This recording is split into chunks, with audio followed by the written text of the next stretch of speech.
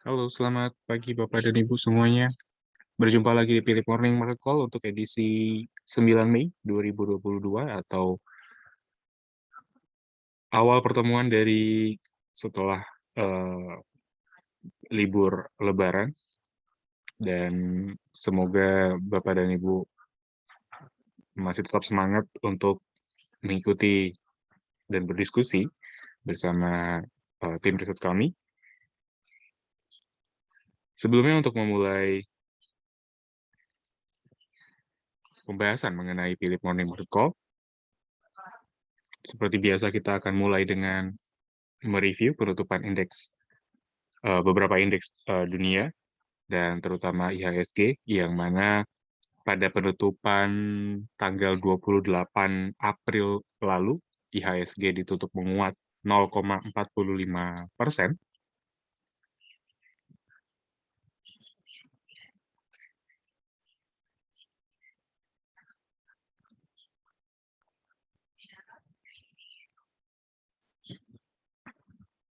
dan untuk indeks lainnya, seperti Straight Time, yang juga masih tutup ya, atau pada perdagangan Jumat lalu juga belum ada perdagangan.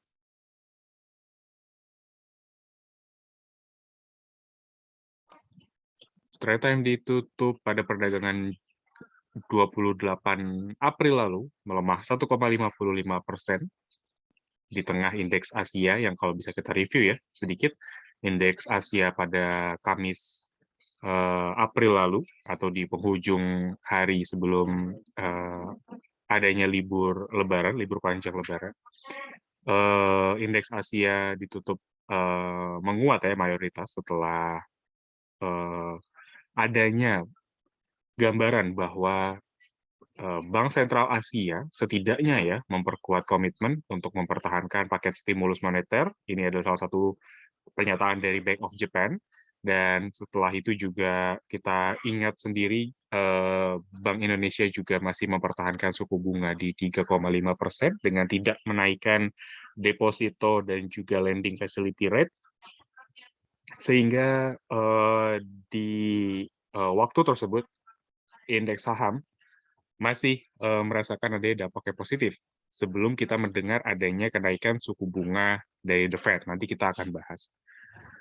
Nikkei pada perdagangan Jumat lalu ditutup menguat 0,69%, sedangkan Hang Seng terpantau melemah sangat dalam 3,81%,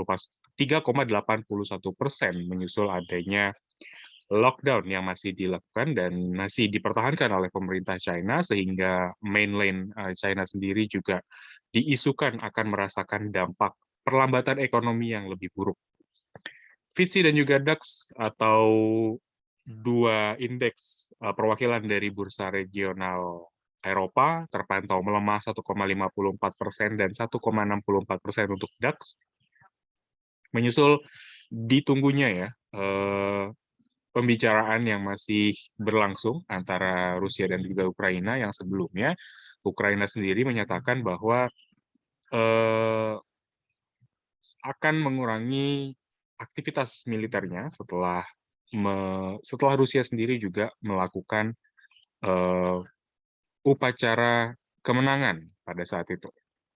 Selain itu juga FTSE merasakan dampak dari sikap Bank Sentral beberapa negara Eropa yang juga hawkish setelah adanya inflasi yang terpantau masih berada dalam area yang ekspansif, dan juga langkah The Fed yang di luar dari perkiraan sebelumnya. Sedangkan dari Wall Street, Dow Jones, S&P, dan juga Nasdaq masih terpantau melemah, dengan pelemahan terdalam terjadi pada Nasdaq 1,40%, menyusul adanya kenaikan suku bunga The Fed sebanyak 50 basis point, atau biasanya The Fed itu menaikkan suku bunga itu satu kali sebanyak 25 basis point atau 0,25%. Namun di pernyataan atau di keputusan terakhir, The Fed langsung menaikkan suku bunga sebanyak 50 basis point atau sebanyak dua kali ya berarti.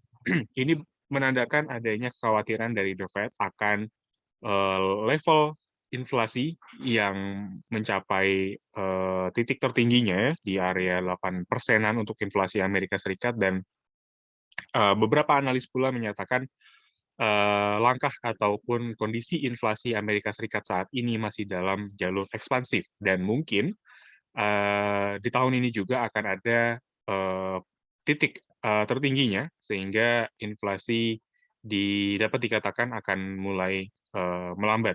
Namun sampai saat ini The Fed sendiri melihat peluang dari pengetatan suku bunga dan juga kebijakan moneter lainnya juga masih sangat terbuka. Dan itu yang membuat indeks saham di Asia, di Wall Street dan juga di Asia sendiri juga lebih cenderung merasakan dampak yang kurang baik. Di samping juga adanya kenaikan inflasi dan juga suku bunga tadi juga menaikkan ya tingkat yield dari surat utang pemerintah, yang dimana bertenor 10 tahun sudah mencapai 3%, sehingga hal tersebut dikhawatirkan akan memberikan dampak dan juga beban lebih bagi hutang-hutang korporasi yang dimiliki oleh emiten-emiten yang tercatat di Wall Street. Kemudian dari komoditas, WTI dan juga Brent masih terpantau melemah 0,67 dan 0,61%, masih menunggu adanya keputusan benua Eropa yang menghentikan supply minyak dan juga gas yang berasal dari Rusia. Masih dibicarakan, namun sampai saat ini belum ada keputusan ataupun gambaran yang lebih jelas. Gold terpantau melemah 0,10% di tengah inflasi dan juga suku bunga yang berkecamuk. Kemudian coal atau batu bara kontrak Juni, kita lihat ada di level 358,3 atau dari posisi terakhir menguat tipis 0,10%. CPO di perdagangan terakhir tanggal 6 Mei lalu ya, atau Jumat lalu terpantau melemah 4,33% atau anjlok ke level 7.065, sedangkan nikel terpantau menguat dan disusul oleh tin dan juga koper yang masing-masing melemah 2,86% dan 0,79%. Untuk hari ini, kami proyeksikan IHSG memiliki kecenderungan untuk bearish moderate dengan rentang support dan resisten di 7.180 dan resisten di 7.260, menyusul adanya langkah The Fed yang mengagetkan di tengah libur Lebaran yang kita rasakan, dan hal ini akan sedikit memberikan shock terapi untuk IHSG, di mana itu kita proyeksikan IHSG akan terkoreksi di pembukaan perdagangan pasca libur Lebaran hari ini. Kemudian yang selanjutnya dari berita korporasi, kami melihat atau kami merekap SCCO atau salah satunya PT Supreme Cable Manufacturing and Commerce Tbk mencatatkan kenaikan laba bersih sebanyak 45,59% atau ke level 86,17 miliar rupiah di kuartal pertama atau di kuartal pertama tahun 2022.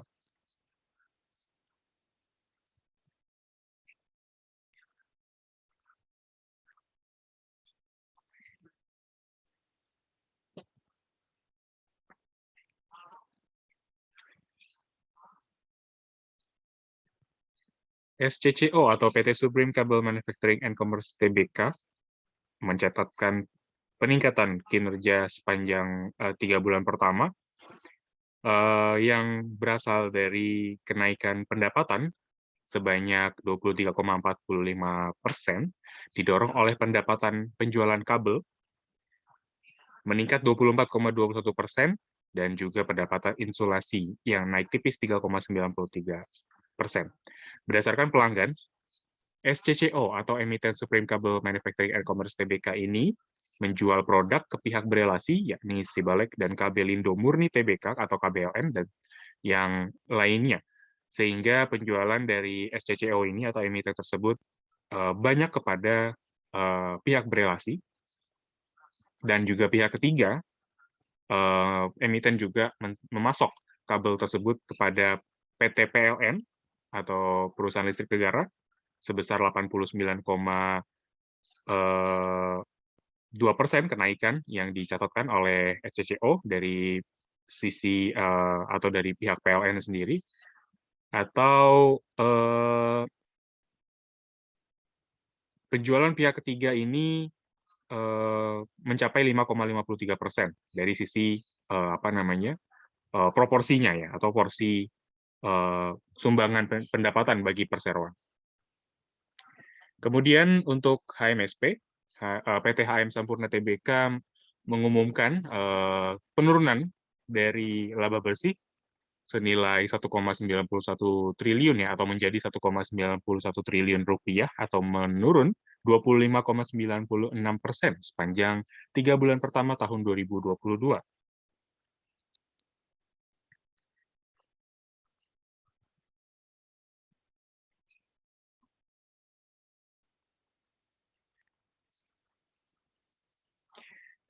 Kalau bisa kita lihat pencapaian dari HM Sampurna atau HMSP sendiri, sebenarnya pada sisi penjualan atau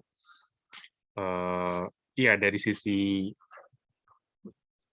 penjualan yang bisa dicatatkan oleh HMSP selama 3 bulan pertama tahun 2022 mencatatkan peningkatan sebanyak 11,05% dibandingkan periode yang sama tahun sebelumnya. Namun dari sisi laba bersih, dari sisi laba bersih atau bottom line sendiri, si HMSP ini memang masih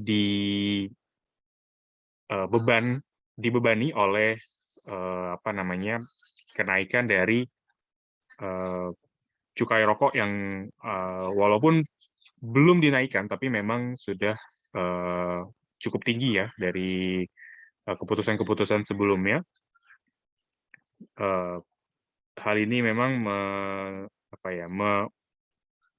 menggerus laba bersih perseroan, di mana beban pokok penjualan perseroan ini meningkat sebesar 18,25%, utamanya didorong oleh beban pokok dari sisi pita cukai yang naik 21,57%, dari 14,4 triliun menjadi 17,6 triliun, di mana beban pita cukai ini berkontribusi sebanyak 45% dari beban pokok total yang dirasakan oleh HMSP, sehingga memang hal itu akan menggerus dari laba bersih yang dimiliki oleh HMSP sendiri. Walaupun dari sisi penjualan terlihat masih ada kemampuan ya untuk atau daya beli dari masyarakat, karena di sini dicatatkan penjualan baik itu dari segi sigaret kretek mesin atau SKM itu meningkat 10,61%, begitu juga dengan penjualan segmen sigaret kretek tangan atau SKT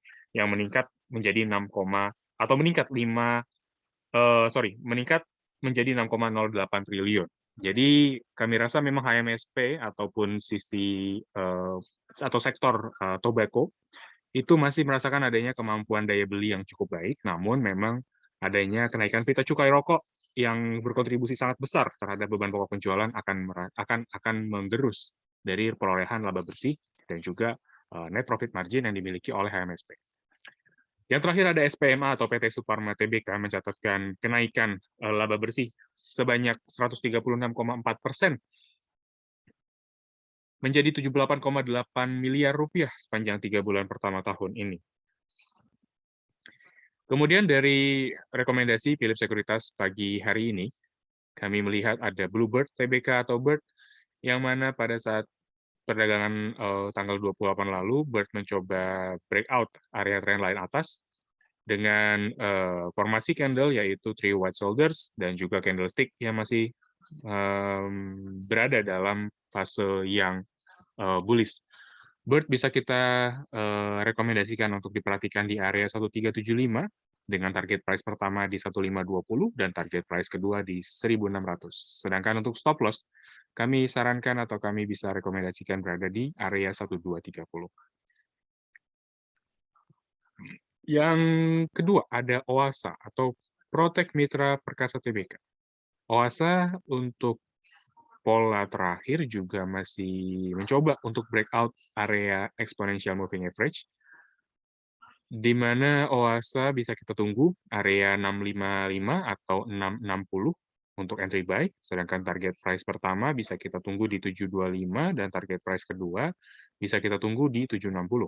Untuk stop loss-nya kami sarankan berada di area 585.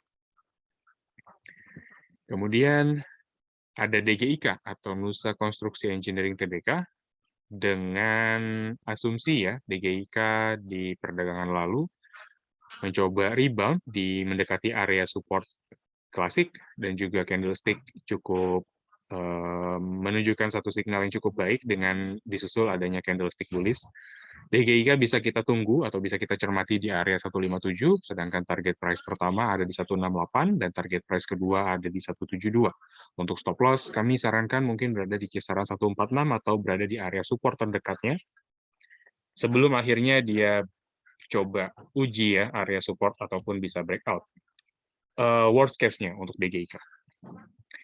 Kemudian yang keempat ada INKP atau Indah Kiat Pulp and Paper TBK. INKP dari 2 hari perdagangan Rabu dan Kamis lalu atau di 2 hari perdagangan terakhir menunjukkan satu signal reversal atau rebound di area support ada di kisaran 7325. Itu adalah support yang kami rasa cukup kuat untuk menahan INKP terlebih dahulu.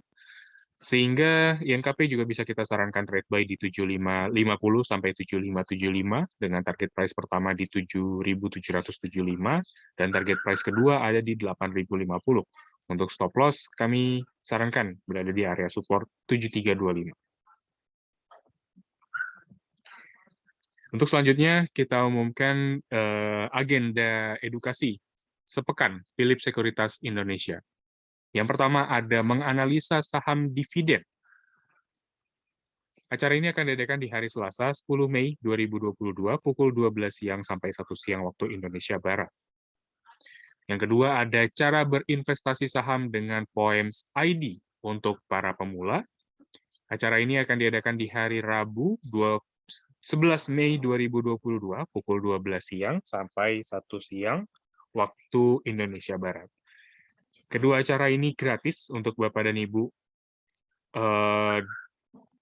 dengan cara pendaftaran melalui atau ketika Bapak dan Ibu join via link Zoom webinar yang ada di slide ini, kemudian nanti akan ada requirement ya atau keperluan ya untuk memasukkan nama dan juga email, dan disarankan untuk pendaftaran tersebut wajib menggunakan nama lengkap dan juga email yang masih digunakan atau email yang aktif.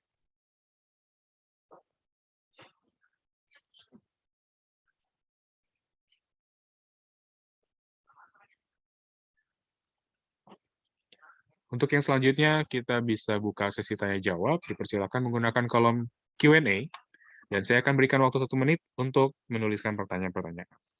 Kita akan kembali 1 menit lagi dengan pembahasan yang pertama. Terima kasih.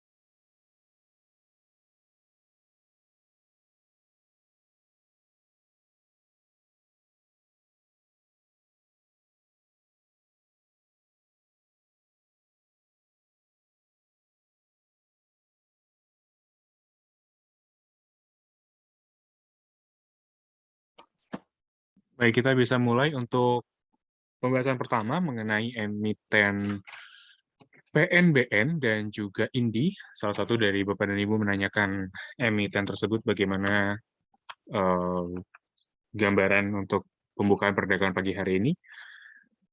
Kami rasa yang pertama untuk PNBN ya, eh, patut diperhatikan atau diwaspadai. Kenapa? Karena lonjakan ataupun kenaikan harga yang terjadi pada Kamis lalu tidak diimbangi dengan sisi volume dari volume indikator yang juga adanya satu kenaikan ya, atau peningkatan. Jadi kami rasa dari hal tersebut bisa menjadi acuan pertama di mana Bapak dan Ibu perlu mewaspadainya karena di Kamis lalu sudah meningkat 9,19%, namun tidak diimbangi dengan kenaikan-kenaikan dari sisi volume perdagangan, di mana 2 hari perdagangan atau lonjakan kemarin memang dari PNBN sendiri itu mengalami satu lonjakan volume ya, yang kita lihat dari indikator tersebut. Jadi mungkin volume yang juga tidak terlalu besar yang terjadi kemarin ini mengindikasikan adanya hal yang sebaliknya, seperti itu. Mungkin yang bisa kita lihat seperti itu terlebih dahulu ya untuk PNBN. Kalau dari sisi teknikal, mungkin PNBN sampai saat ini masih berada dalam siklus yang cukup bullish ya, dengan adanya pola, bisa kita katakan di sini adalah pola bullish bear hold, di mana candle-candle kecil yang terbentuk sebelumnya ditutup oleh satu candle bullish yang apa namanya, yang cukup uh, masif ya, ataupun besar seperti itu. Jadi mungkin dari technical bullish bear hold, tapi dari sisi yang lainnya atau dari lonjakan indikator volume tidak bisa kita sarankan untuk langsung masuk seperti itu.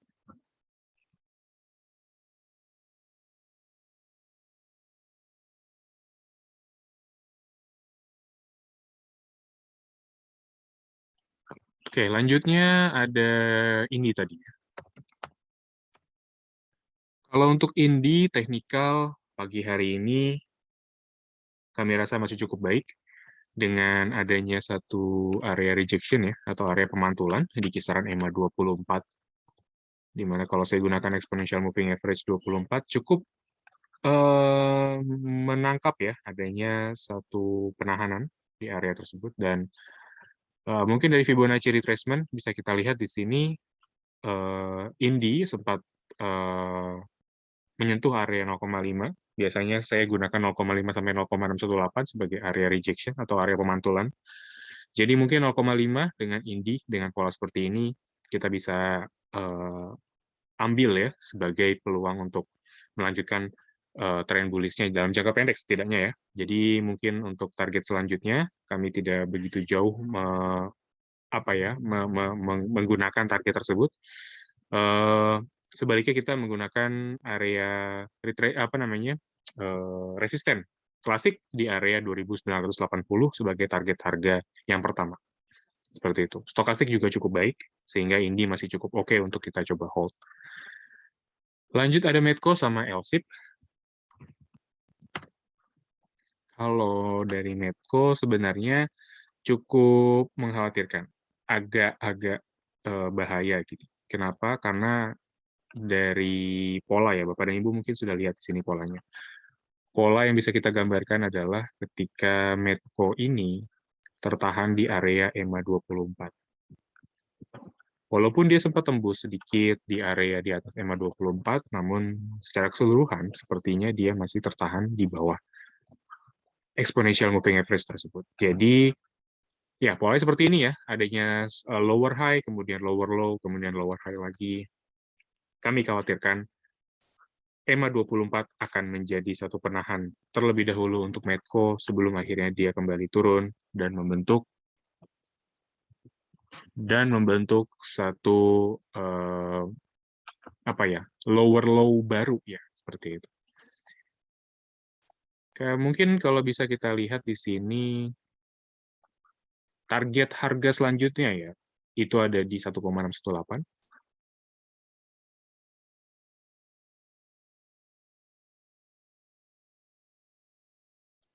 Oke, mungkin target-target selanjutnya kalau kita melihat dari pola sebelumnya, dengan begitu mungkin kita bisa lihat.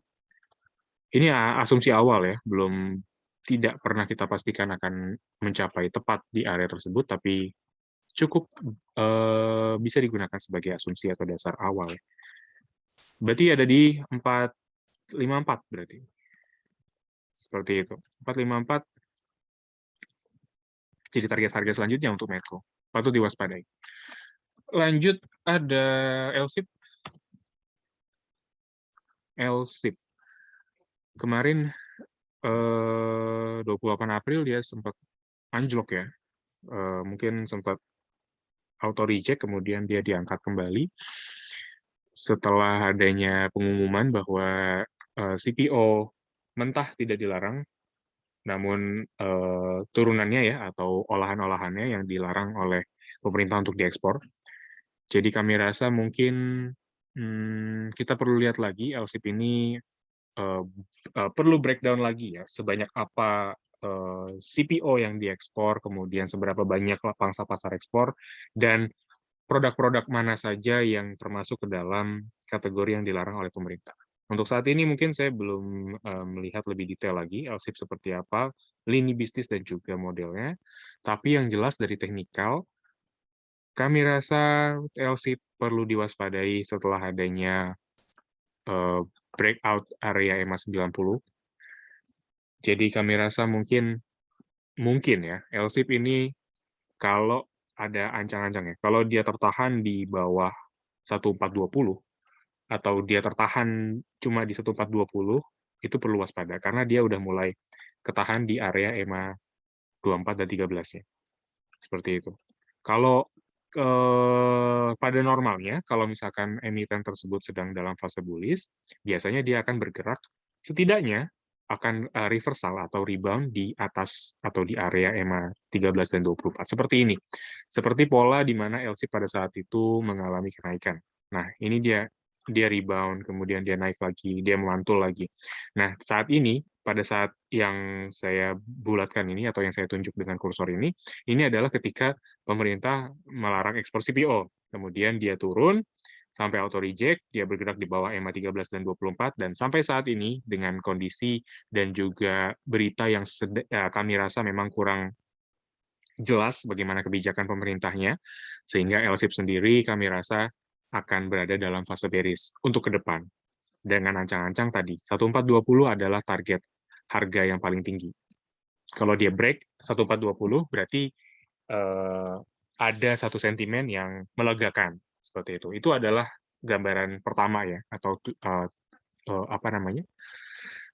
Kalau bisa dikatakan ciri-ciri atau acar-acar pertama setelah adanya kebijakan dari larangan ekspor CPO.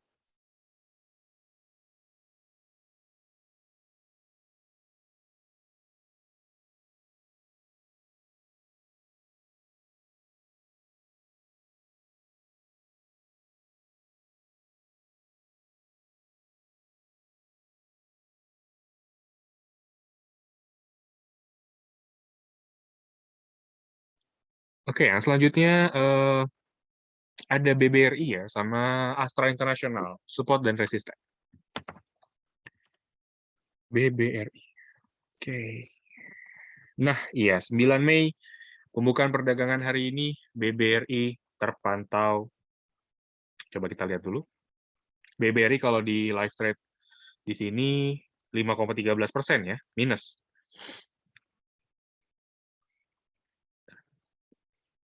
Apa benar ya? Coba kita lihat. Iya, sampai saat ini BBRI masih di posisi 4,72% atau 4,52%, turun. Menyusul adanya kenaikan suku bunga The Fed yang lebih cepat dari perkiraan sebelumnya. BBRI support resisten kami rasa klasik, coba tunggu nanti di 4530. Resisten mungkin kita tidak begitu banyak muluk-muluk ya. Resisten pertama tentu saya bisa targetkan di sini karena di sini emosional resistennya 4860 dengan resisten kedua yaitu resisten klasik ada di 4980. Seperti itu. Kalau dilihat dari Fibonacci retracement, sebenarnya dia punya area 47 sampai 4625. Sorry, 4630 berarti ya. 4620 sampai 4630. Tapi dengan faktor X ya, faktor di luar itu, di luar teknikal, yaitu kenaikan suku bunga yang lebih cepat, tidak menutup kemungkinan bahwa BBRI akan melampaui di bawah dari target resisten dari target support dari Fibonacci yang kita gambar tadi, seperti itu. Jadi baiknya coba ditunggu aja, dibiarkan terlebih dahulu pergerakan dari BBRI dan tidak untuk langsung masuk. Tadi ada Astra Internasional ya. Selanjutnya Astra Internasional. Astra Internasional juga merasakan dampak penurunan atau kenaikan suku bunga The Fed, di mana pada hari ini kebetulan juga ada ex-date dari cash dividend Rp194 per lembar saham, sehingga ex-date tersebut juga semakin memperkuat potensi pelemahan dari Astra Internasional ke depan. Untuk saat ini mungkin Astra Internasional punya area, dia punya area di mana? Mungkin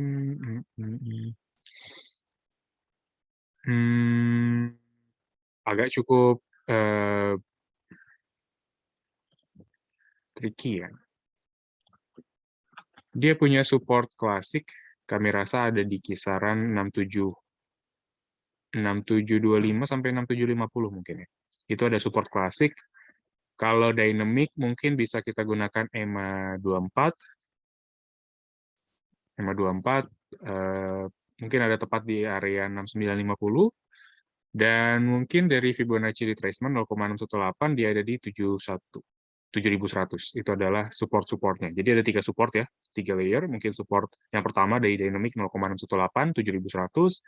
Kemudian ada di EMA 24, ada di 6950, dan mungkin di EMA 24 ini ya menjadi concern kita. Jadi kalau misalkan dia tembus 6950 atau kecenderungan dia bergerak di bawahnya, ada baiknya diwaspadai atau diperhatikan, karena nanti setelahnya mungkin support klasik akan coba dicapai dan mungkin kalau masih berlanjut akan ditembus oleh si Astra Internasional ini. Jadi mungkin ancar-ancarnya atau patokannya di 6950. Oke, lanjut. Ada ya tadi Astra Internasional support, kemudian kalau resisten jelas mungkin untuk saat ini Astra Internasional kita bisa gunakan resisten klasik yang terdekat. Ada di kisaran 7.700. Kalau bisa kita zoom out, dia punya historical resisten di area berapa? Historical resisten dia itu ada di kisaran kurang lebih ya ini ya 8.000-an ya. Kurang lebih 8.000-an. 8.025 ya. Mungkin itu adalah historical resisten yang terdekat yang dimiliki oleh Astra Internasional. Oke, lanjut. Entry untuk Akra sama ADMR. Entry level untuk Akra di area berapa? Entry level. Mungkin saya sarankan untuk coba tunggu pelemahan selanjutnya Akra Internasional dengan area mungkin ada di kisaran 950, karena di sini 947 ya. Mungkin kita bulatkan aja 950. 950 ini kami rasa sudah cukup ideal untuk entry buy.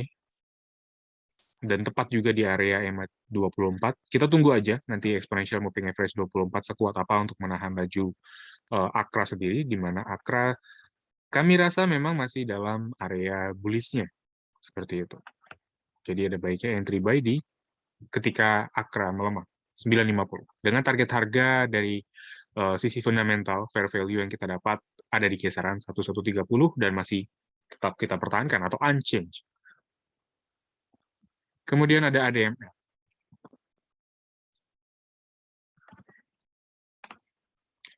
ADMR, entry di area berapa? ADMR mungkin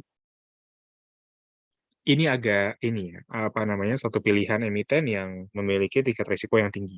Kita harus ingatkan tersebut. Kita harus ingatkan hal tersebut. Jadi kalau ADMR pola seperti ini kami rasa at any price atau di level saat ini pun juga masih cukup oke, karena signal dia terakhir dia berhasil kembali bergerak di atas EMA 13, di mana itu signal yang cukup bagus untuk pola seperti ini atau pola bullish yang dimiliki oleh ADMR. Dengan begitu, target harga atau resisten yang bisa kita sarankan ada di 3140. Itu adalah target tertinggi yang dimiliki oleh ADMR, dan ada baiknya coba dipertahankan ya, patokan resisten terdekat yang dimiliki oleh ADMR tersebut. Mohon review untuk saham Adaro dan ITMG. Oke, emiten batubara. Adaro Energi hari ini terpantau melemah 0,30% dengan pola candle lebih cenderung kepada peluang dark cloud ya, peluang dark cloud cover dengan mungkin area pengujian, area support ada di EMA 24, yang mana kita lihat di sini mungkin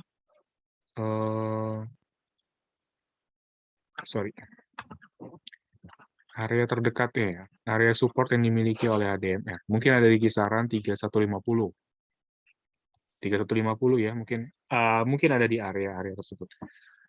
Adaro kami rasa dengan pola masih cukup bullish dan stokastik masih cukup oke, mengsinyalkan adanya golden cross di area oversold. Kami rasa Adaro masih cukup menarik untuk diperhatikan. Tapi mungkin ada baiknya kita coba tunggu koreksi-koreksi yang terjadi hari ini, dan mungkin kalau idealnya kalau dia sampai 3150 mungkin bisa langsung kita koleksi ya, seperti itu. Kalau untuk ITMG,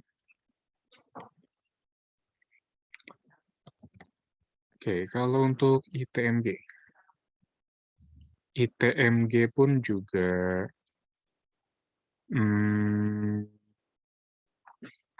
dia agak landai. Kalau ITMG ini beda dari Adaro, karena kalau Adaro sendiri kita lihat dia masih menunjukkan satu pola bullish ya.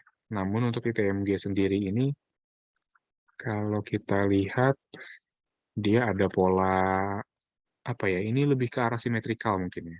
Jadi mungkin sisi kiri dan sisi atas dan sisi bawah juga cukup sama. Ini adalah symmetrical triangle, sehingga symmetrical ini masih menunjukkan kemungkinan yang belum bisa kita pastikan ya. Beda dengan flag ataupun wedges. Jadi kalaupun ada wedges, itu ada potensi yang cukup besar. Tapi kalau symmetrical ini tidak memberikan signal apa-apa, namun adanya breakout dari trendline atas dan trendline bawah akan menjadi concern yang sangat besar untuk ITMG. Jadi mungkin ada baiknya kita perhatikan dulu aja dia, karena saat ini sedang uji area trendline atas, dan kebetulan juga hari ini ITMG membentuk satu pola doji dragonfly. Kami rasa mungkin ITMG setelah doji ini akan adanya koreksi-koreksi, namun koreksi ini bisa kita batasi ya dengan melihat adanya trendline bawah ini.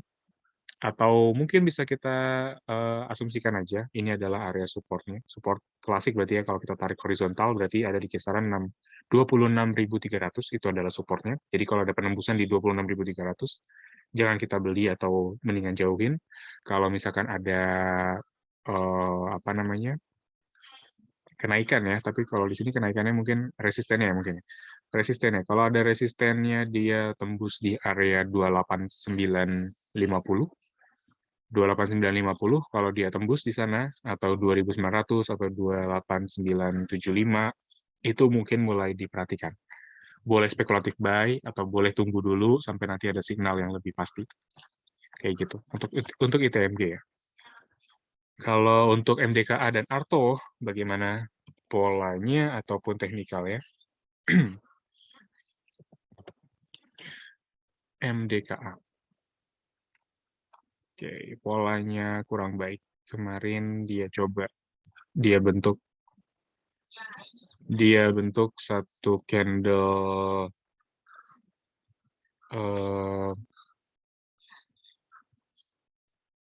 ini ya, dia lebih ke shooting star ya ini ya. Shooting star kemudian dibarengi dengan candle bearish lagi pada perdagangan hari ini. Kami rasa mungkin untuk support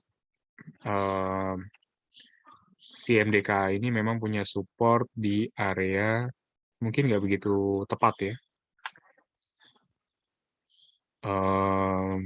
Dia punya support klasik dan kebetulan juga dekat support dynamic dari Fibonacci retracement ada di kisaran 4970. Itu adalah support terdekatnya.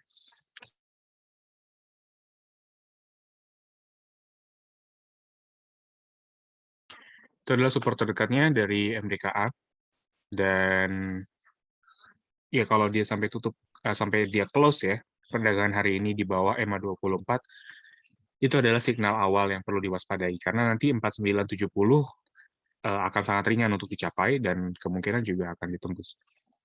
Kalau masih bertahan di bawah EMA 24, yang kita khawatirkan seperti itu ya. Jadi kalau ada penutupan di bawah EMA 24, itu berarti adanya pengakhiran dari fase bullish yang terjadi sebelumnya. Kemudian Arto.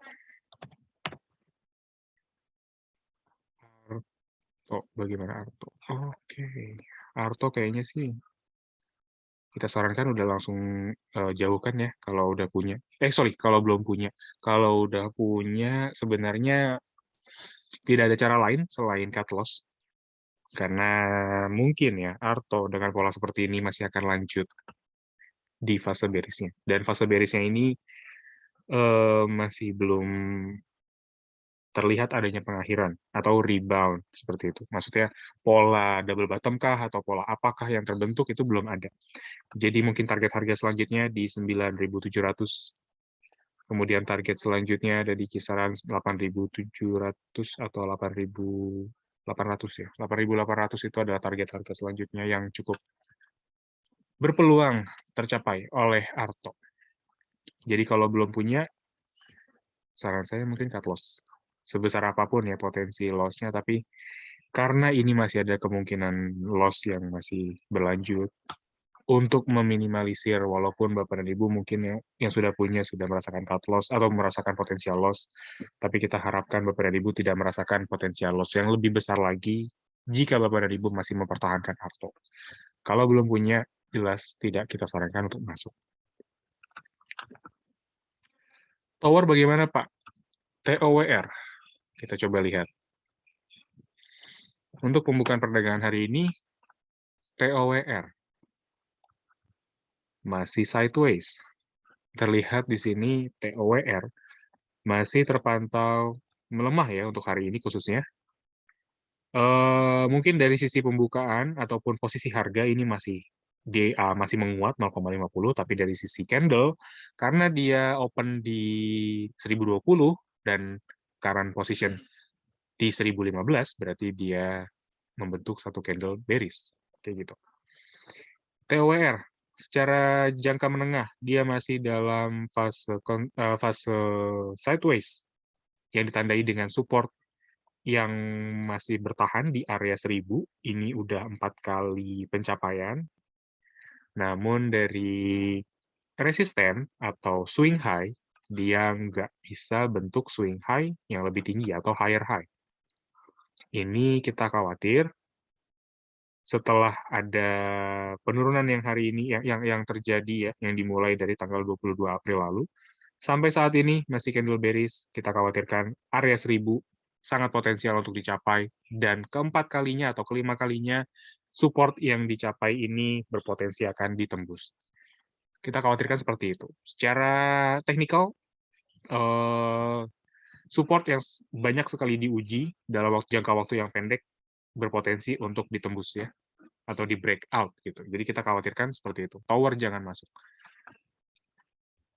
Kemudian ada Crush dan Tower. Tower tadi sudah dibahas, mungkin kita bisa pindah Crush dan juga buka ya. Crush. Oke. Krakatau Steel. Krakatau Steel. Krakatau Steel.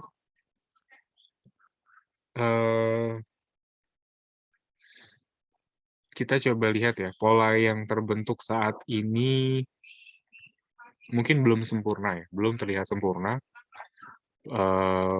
pola yang terbentuk, namun dari historical, Keras ini ya, dari periode April lalu juga keras ini punya area resisten yang cukup kuat di area EMA 90. Walaupun dia sempat tembus, namun dia nggak berlangsung lama, dia kembali bergerak di bawah EMA 90. Itu menandakan bahwa exponential moving average 90, walaupun bisa di breakout dalam jangka pendek, tapi tidak memberikan signal yang apa ya, yang cukup matang ya, menandakan adanya breakout dan bullish yang berlanjut. Jadi saran saya mungkin Krakatau Steel, kalau yang udah punya, main aman aja, ada baiknya kita lepas.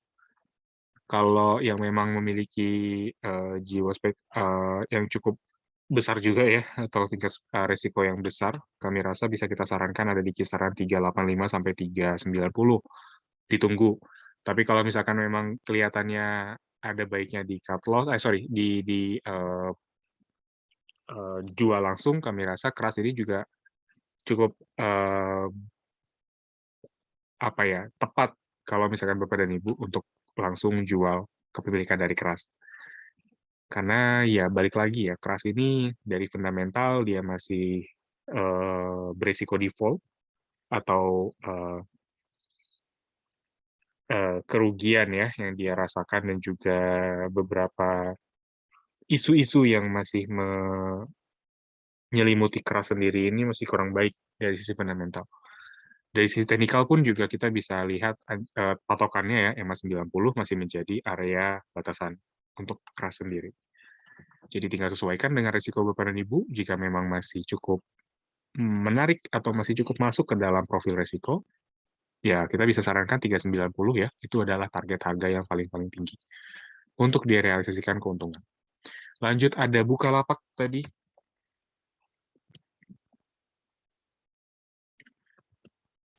Bukalapak seperti apa pola terakhir saat ini? Bukalapak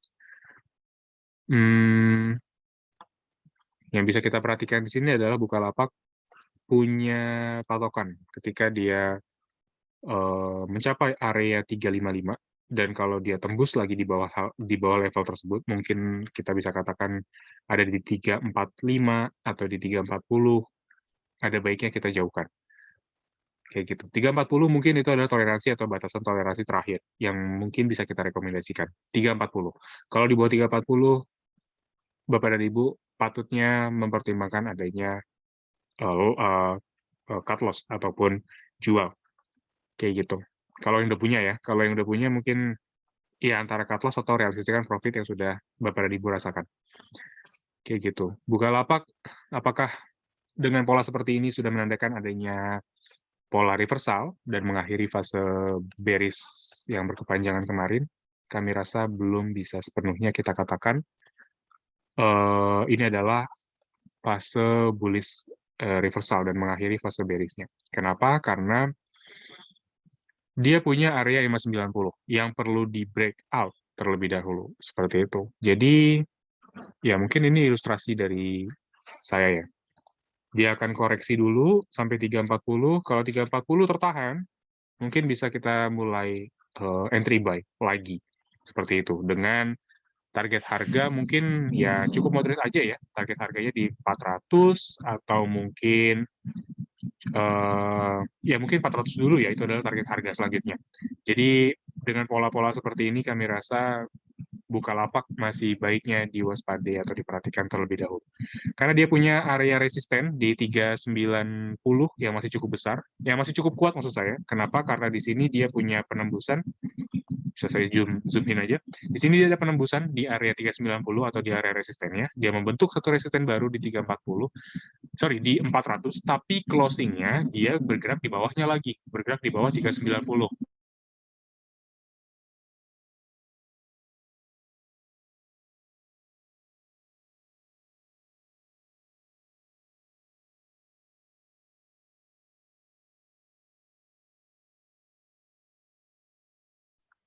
Dia tutup atau close di bawah 390 sebagai resistennya.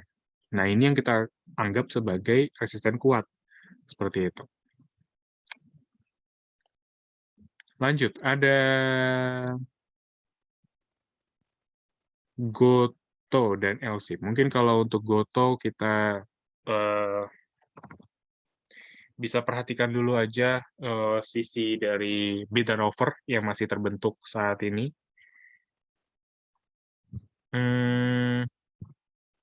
Goto ya, kalau kita lihat ya di running trade hari ini, mungkin untuk LSIP tadi sudah juga ya, kita bisa skip, nanti kita bahas, ada BBTN di sini yang belum kita bahas. Namun yang pertama mungkin untuk Goto, singkat aja, Goto saat ini masih auto reject 6,62%, dan dengan begitu teknikal belum bisa kita pastikan apakah ini sudah berakhir atau belum. Dan sebaliknya ya, ada baiknya kita coba jauhkan dulu Goto untuk sementara waktu.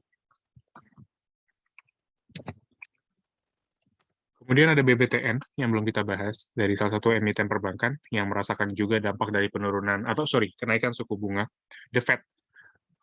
BBTN hari ini, kami rasa dia punya support, masih cukup baik sebenarnya dibandingkan posisi BBRI tadi. BBTN ini masih punya area support ada di kisaran 1730, itu adalah support paling, mungkin paling rendah ya. 1730. Kalau misalkan dia bergerak di bawah 1730, ada baiknya Bapak dan Ibu perlu waspada penurunan yang masih akan berlanjut.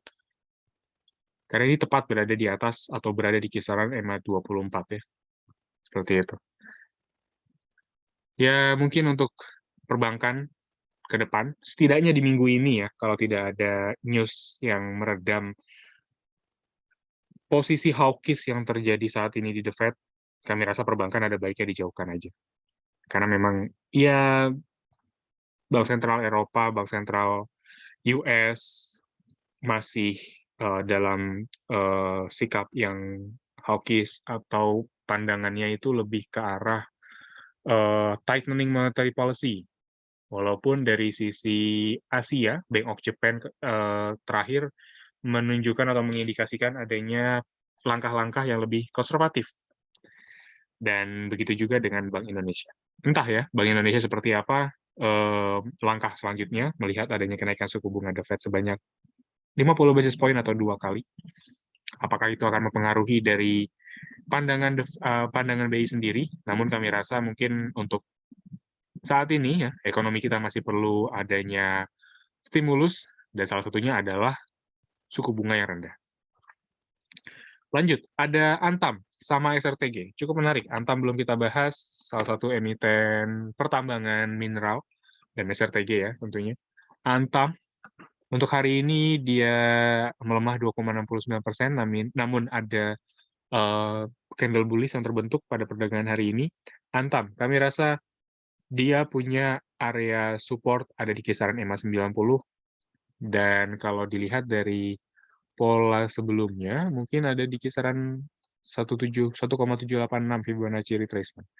Support dia ada di kisaran 2.400. Itu adalah ancer-ancer ataupun patokan terakhir. Kalau 2.400 ditembus, Bapak dan Ibu, ada baiknya langsung dijauhkan. Antam, sampai saat ini kami rasa masih cukup menarik untuk diperhatikan, walaupun sudah mulai bergerak di bawah EMA 24, namun ada sedikit harapan ya, bahwa Antam ini masih punya support dynamic terakhir di EMA 90. Seperti itu. Jadi mungkin kalau kita mau masuk hari ini, risk-nya juga nggak begitu besar, tergantung dari profil resiko Bapak dan Ibu ya sebenarnya. Namun risk-nya nggak begitu jauh, kayak gitu. SRTG selanjutnya. Saratoga, Investama Sedaya Tbk.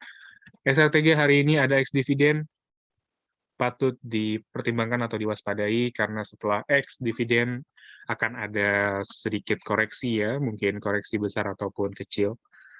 Namun yang pasti memang hari ini ada baiknya coba diperhatikan dulu aja strategi. Kalau dari support dynamic sih kami rasa ya kalau saya gunakan di sini Fibonacci retracement 0,5 tentu ada di 3.310 sampai 3.150. Tapi kalau dari support terdekat dia punya support dynamic ada di kisaran EMA 24, itu ada di kisaran 3470 atau mungkin 3450 ya. Kurang lebih mendekati area tersebut. SRTG. Kalau dilihat dari jangka panjang, dia punya EMA 90 menjadi area support kuat. Jadi kalau masih sabar, mungkin ya Bapak dan Ibu masih memiliki tingkat kesabaran dan menunggu momen yang pas, mungkin bisa ditunggu aja nanti SRTG di area EMA 90, walaupun itu cukup lama ya kita katakan. Bisa ditunggu untuk invest selanjutnya, kayak gitu.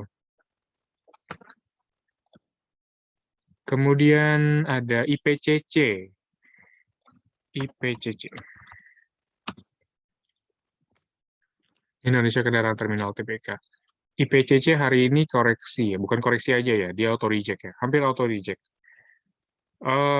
IPCC sih kami rasa mungkin sebenarnya EMA 24 udah paling aman ya kalau kita mau main ataupun menjadikan area batasan resikonya seperti itu. Jadi di 550 atau 540 itu adalah batasan resiko.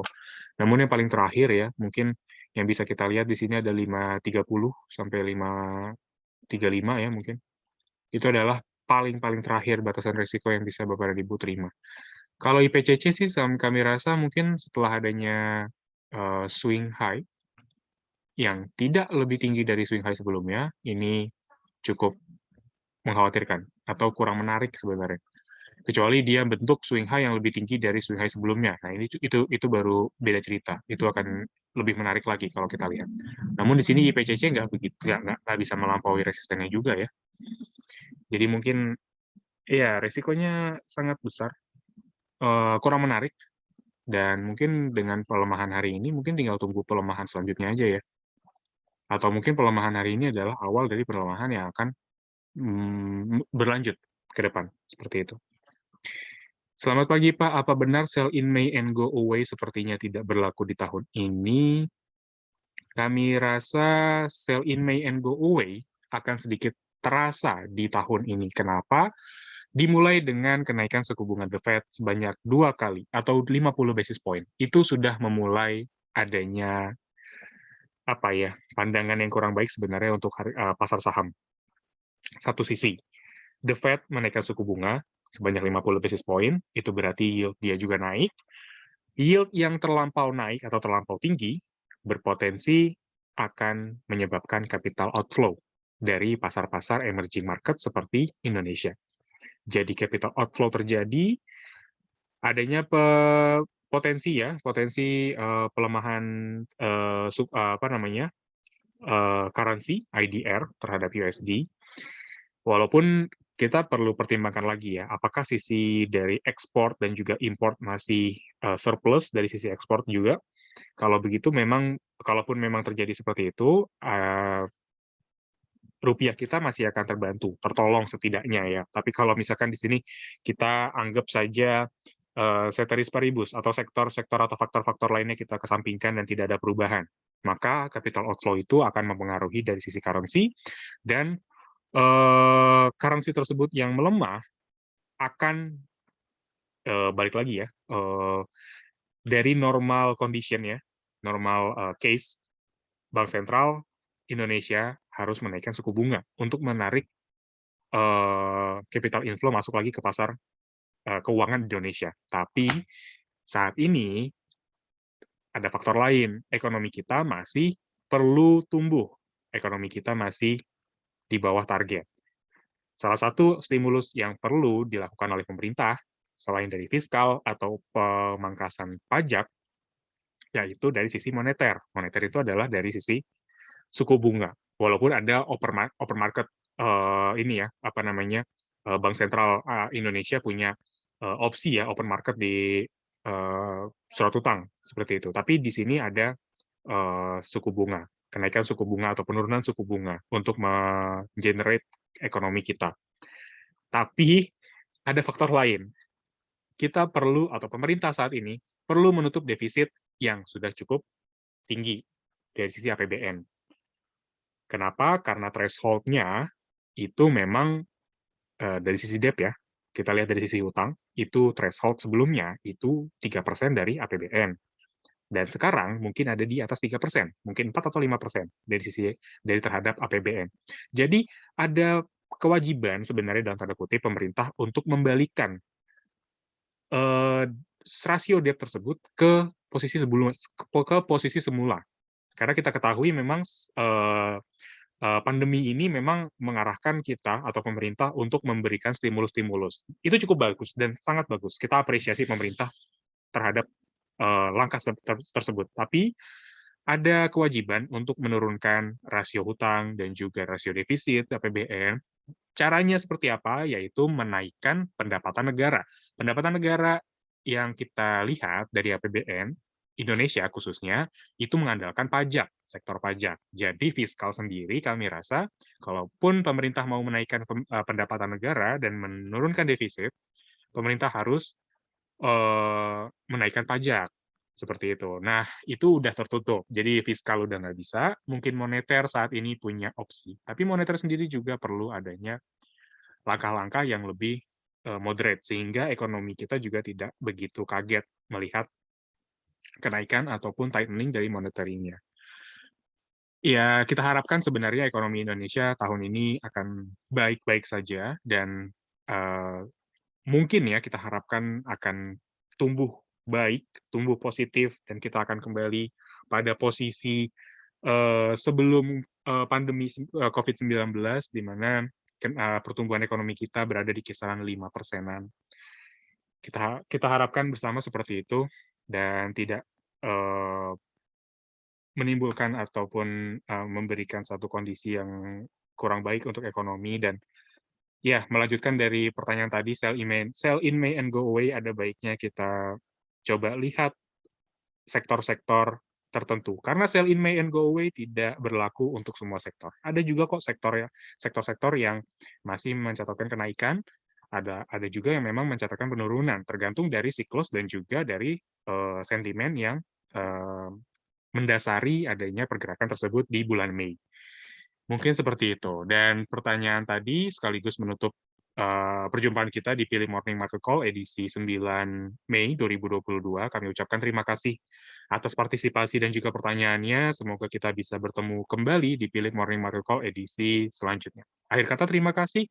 Selamat melanjutkan aktivitasnya kembali dan sehat selalu bagi Bapak dan Ibu. Salam cuan.